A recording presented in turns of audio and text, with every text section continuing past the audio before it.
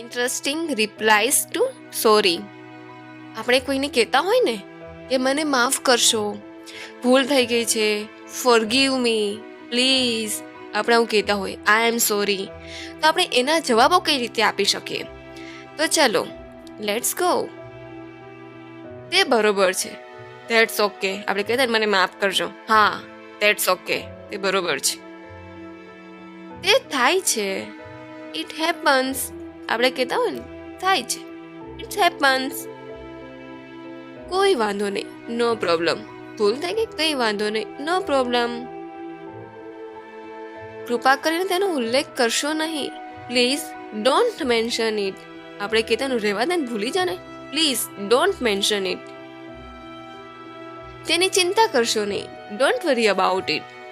ચલો કંઈ વાંધો નહીં, તેની ચિંતા ના કરશો, ડોન્ટ વરી અબાઉટ ઇટ. કૃપા કરીને તેને ફરીથી ના થવા દો, please don't let it happen again. આપણે કહેતા ને મને માફ કર દો, તો આપણે એવું કહી શકીએ, please don't let it happen again. બીજી વાર ના થવા દેતા. હું તમને માફ કરું છું, I forgive you, I forgive you.